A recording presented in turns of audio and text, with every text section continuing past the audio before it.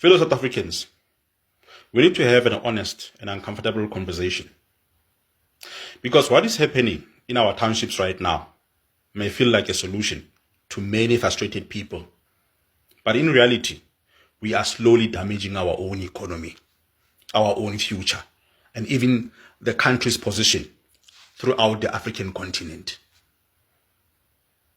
Yes, unemployment is real. Poverty is real. Crime is out of control.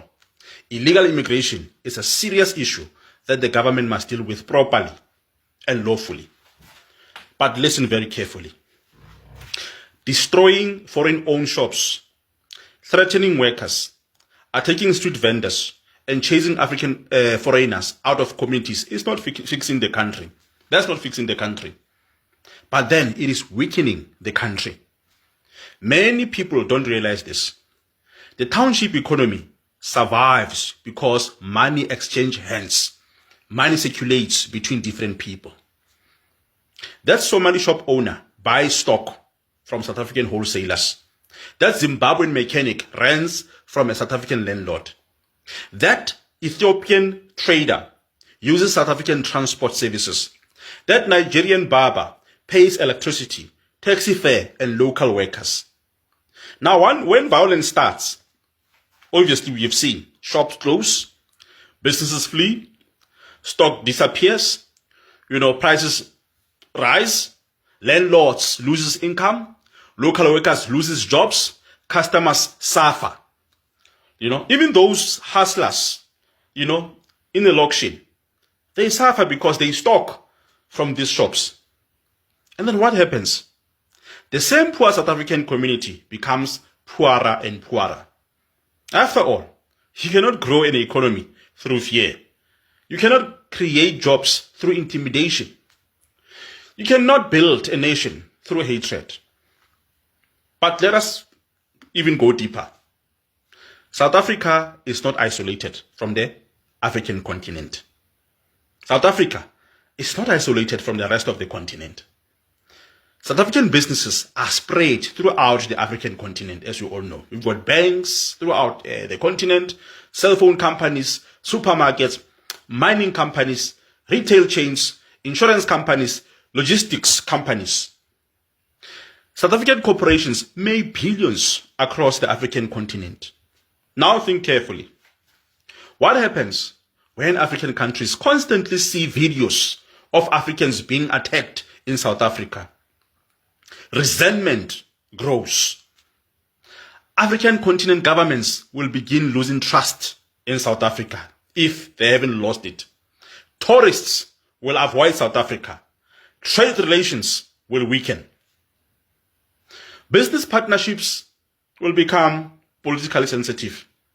Some African consumers may even begin boycotting South African companies if they haven't started already. I've seen it in Nigeria, in many other countries in Africa. They've already started boycotting South African companies. And remember, many South African companies operating across African continent employ South Africans either directly or indirectly. If continental relations deteriorate, you know what will happen? Investment opportunities will shrink, exports will suffer, regional cooperation will become weak, and South African jobs will become vulnerable too. Africa is becoming increasingly interconnected economically through continental trade agreements and regional markets. South Africa should be leading the African continent economically. I mean, honestly, we should be leading the rest of the continent economically speaking. So South Africa should be attracting investment from across the continent. South Africa should be building influence through innovation, manufacturing, and trade. But every xenophobic attack damages that image. And international investors are also watching everything. When investors see burning shops, mobs demanding papers, intimidation, and instability, you know what they think? You know what they think? They don't just think foreigners are being attacked. They think this country is unstable for business. That's what they think. They think South Africa is unstable for investment and for business. And when investors pull away, factories will not be built. Businesses will stop expanding. Jobs will disappear. The economy slows even further. Then frustration will grow again, over and over again. And then the cycle repeats itself. Let us be honest. Many South Africans are angry for real reasons. People feel abandoned by the government. People feel excluded from economic opportunities. Communities are struggling with crime, unemployment, and collapsing services. Border control failures have created frustration. These concerns are real. But the real enemies destroying the country are corruption, state capture, poor leadership, collapsing municipalities, weak education systems, criminal syndicates, economic inequalities, and youth unemployment. The poor foreigner in a township did not create Eskom collapse. The poor foreigner did not steal billions through corruption. The poor foreigner did not destroy municipalities. The poor foreigner did not collapse state-owned enterprises. We fought apartheid because we believed in dignity, humanity, and justice. Now imagine becoming a society where ordinary civilians stop people in the street demanding identity documents like vigilantes. That is not nation building. That is social decay. This does not mean borders should be open. I don't mean that. Every sovereign country has the right to secure its borders, deport undocumented immigrants lawfully, fight crime, and prioritize citizens in economic policy. But there's a huge difference between law enforcement and mob justice.